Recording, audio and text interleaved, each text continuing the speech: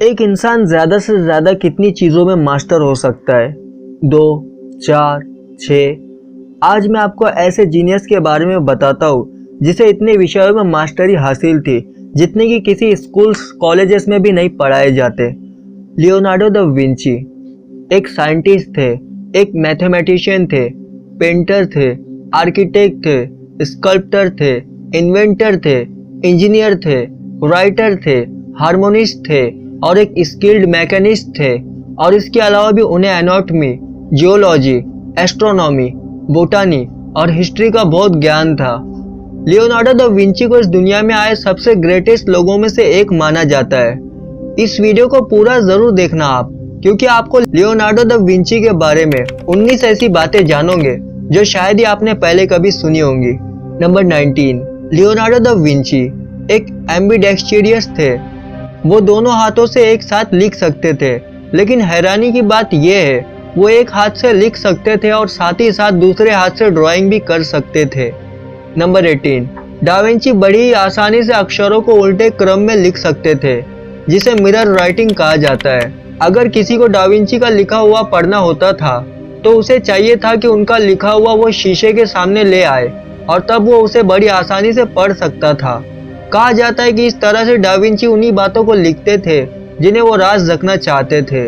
लेकिन कुछ लोग कहते हैं कि ये एक मिथ है कि वो अपनी राज की बातों को छुपाने के लिए उल्टा लिखते थे, क्योंकि डा विंची का लिखा हुआ ज्यादातर मिरर राइटिंग में ही मिलता है और क्योंकि उनके लिए ऐसा उल्टा लिखना बेहद आसान था।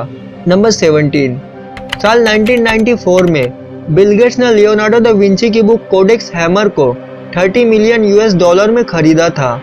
ये बुक डा विंची की साइंटिफिक राइटिंग्स का कलेक्शन है। इसे भी डा विंची ने मिरर राइटिंग में लिखा है। बिल गेट्स ने इस बुक के कुछ पेजेस को विंडोज 95 के स्क्रीन सेवर के रूप में भी इस्तेमाल किया था। 3 साल बाद उन्होंने इस हिस्टोरिक डायरी का डिजिटल वर्जन पूरी दुनिया के लिए रिलीज कर दिया था।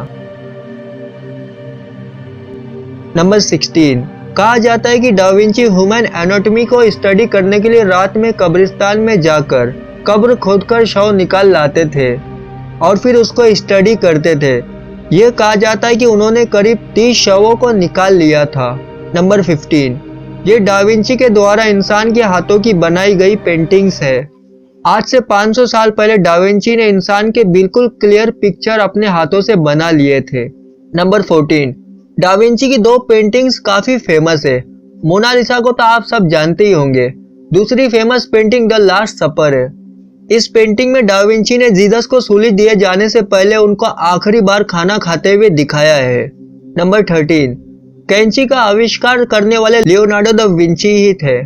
नंबर 12, यकीन करना मुश्किल है, डा विंची ने 16वीं सेंचुरी में कई बड़े बड़े आविष्कार कर लिए थे। उन्हें पैराशूट, हेलीकॉप्टर, एरोप्लेन और टैंक जैसी इन्वेंशंस के लिए क्रेडिट दिया जाता है। उन्होंने 16वीं सदी में इन सब के डिजाइन तैयार कर लिए थे। नंबर 11, हम सब लियोनार्डो दा विंची को एक परफेक्शनिस्ट के तौर पर जानते हैं, लेकिन वो एक प्रोक्रेस्टिनेटर थे। वो अपने काम में टाल मटोल करते थे। यही वजह है कि उनकी बहुत सी पेंटिंग्स, राइटिंग्स और इन्वेंशंस अनफिनिश्ड है, जिनको वो पूरा कभी नहीं कर पाए। डा विंची के बाद उनके बनाए गए डिजाइन्स के आधार पर कई इन्वेंशंस किए गए।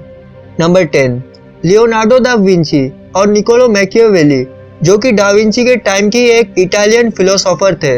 एक बार इन दोनों ने मिलकर यह प्लान बनाया कि इटली के पीसा शहर में बहने वाली अर्नो नदी का डायरेक्शन यानी फ्लो बदलेंगे। दोनों ने काफी कोशिश की लेकिन नाकाम रहे। नंबर 9, अर्नो वैले नाम की ये ड्राइंग डा विंची की सबसे पहली ड्राइंग है। इसे उन्होंने साल 1473 में बनाया था। नंबर 8, डा विंची कभी स्कूल नहीं गए। सिर्फ लिखना और पढ़ना सीखने के अलावा उन्हें किसी भी तरह की फॉर्मल एजुकेशन नहीं मिली।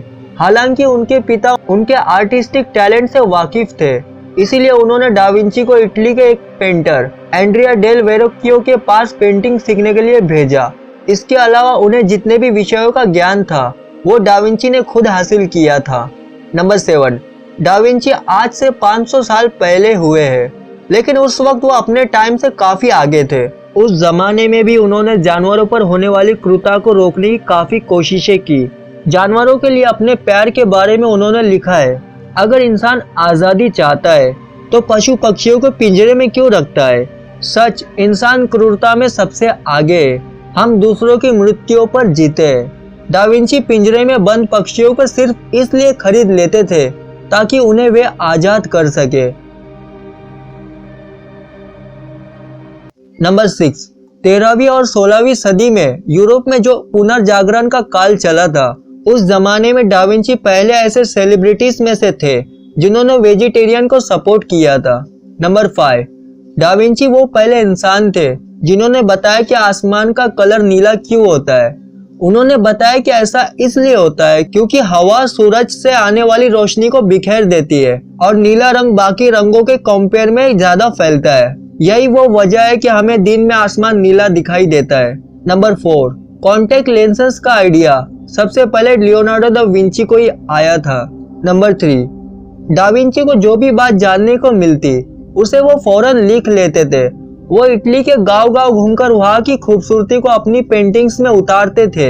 अगर वो किसी इंसान के चेहरे की पेंटिंग्स बनाना चाहते थे तो पूरा दिन उसके पीछे घूमते रहते थे, जिससे उन्हें उस इंसान का चेहरा अच्छे से याद हो जाए। फिर घर जाकर ऐसी पेंटिंग्स बनाते थे मानो वो इंसान उनके सामने ही बैठा हो। वो कहते थे कि किसी भी चित्रकार को एक आईने जैसा होना चाहिए, उसे अपने सामने की चीजों को हूबहू बनाना आना चाहिए। नंबर 2, डा विंची उनका सरनेम नहीं है, बल्कि विंची एक इटली का शहर है और लियोनार्डो इसी शहर में जन्मे थे। डा विंची का मतलब होता है ऑफ विंची, यानी जो विंची शहर का हो। नंबर 1, लियोनार्डो दा विंची के आखिरी शब्द थे, मैंने भगवान और इंसानियत को नाराज किया है। मैं अपनी जिंदगी का जितना सदुपयोग कर सकता था उतना नहीं कर पाया। मेरा काम उस मुकाम तक नहीं पहुंचा जहां तक पहुंचना चाहिए था। डा विंची की ये बातें अगर आपको पसंद आई हो तो इस वीडियो को लाइक एंड शेयर जरूर करना और ऐसी और नॉलेज से भरी वीडियोस देखने के लिए इस चैनल को सब्सक्राइब करके उस बेल आइकन को ऑन जरूर करना। Thanks for watching, see you in the next video.